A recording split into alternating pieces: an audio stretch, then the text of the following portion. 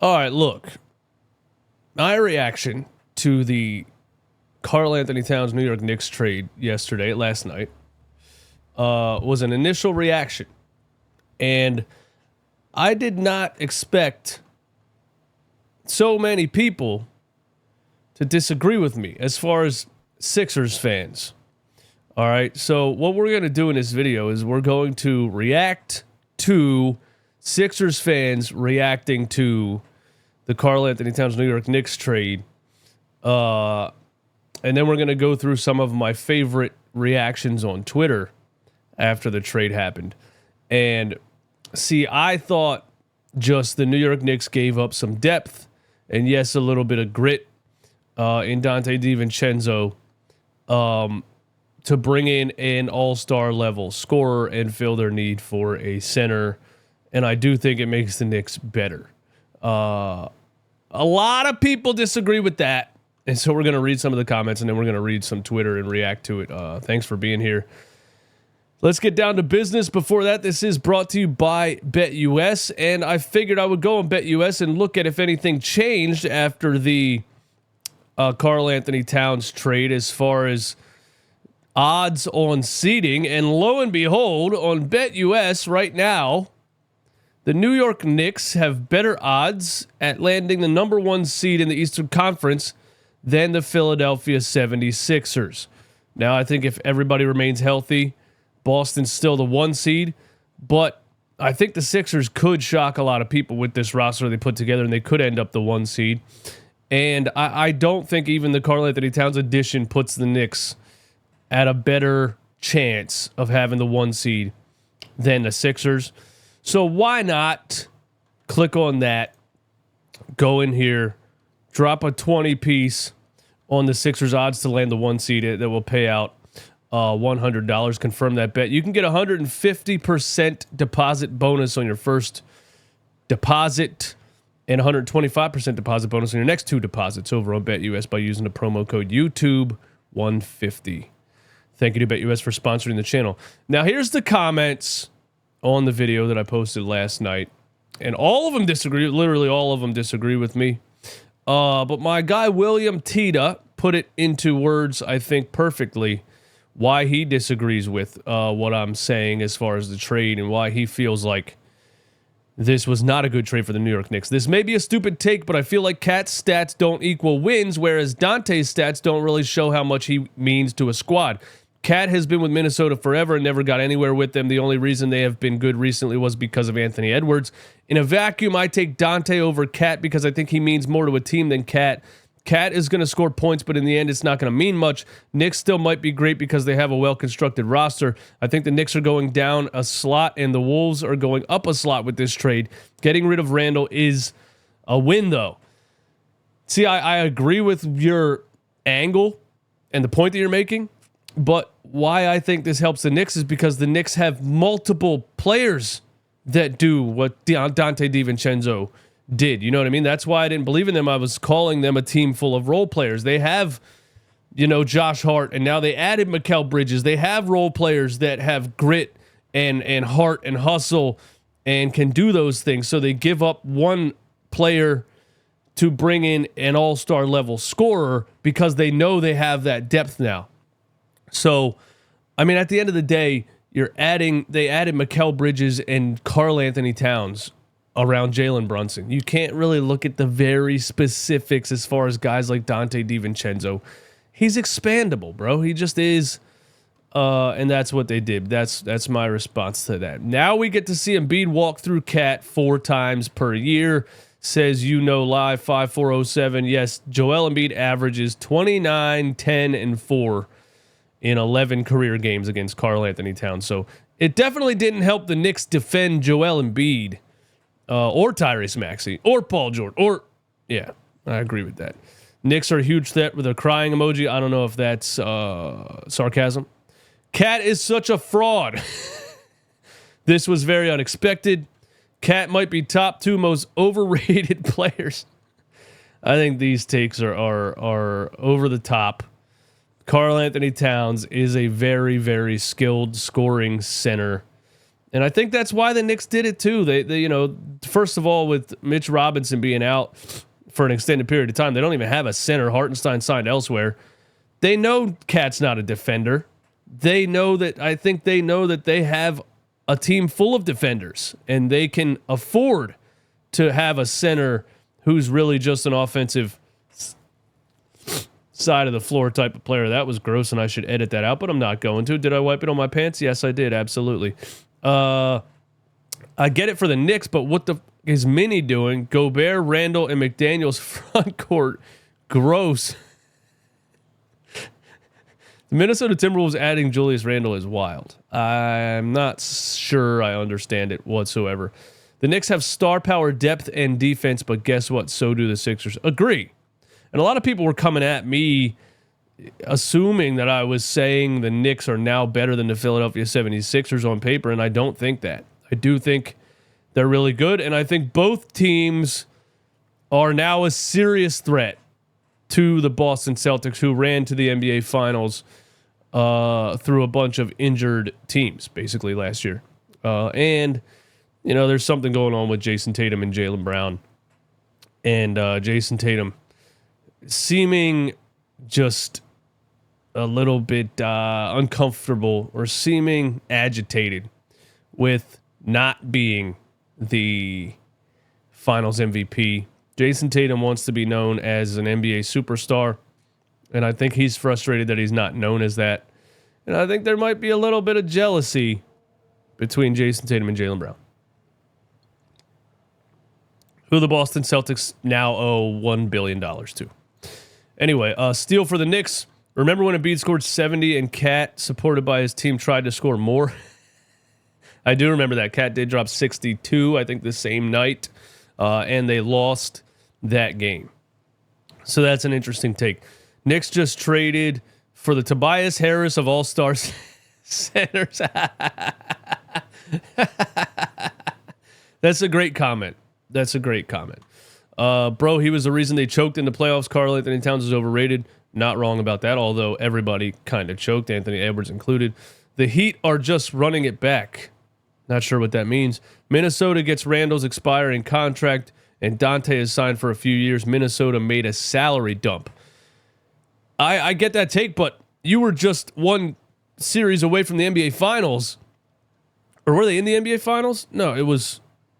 Who was in the NBA Finals? I mean, the Western Conference Finals. I'm sorry. It was Dallas and OKC. I forget. You let me know. But anyway, being that close to the NBA Finals, making a salary dump is wild. They're still going to lose.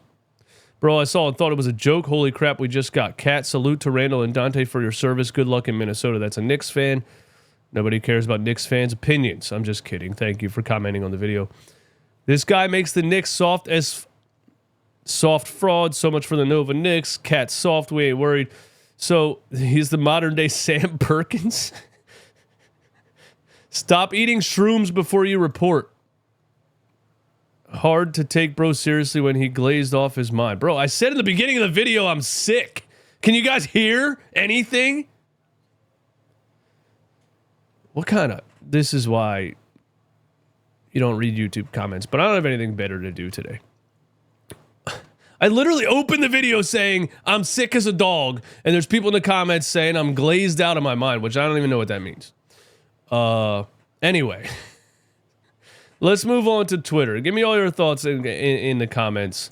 So here's an interesting take by Philly Scott Van Pelt Hauser Brett.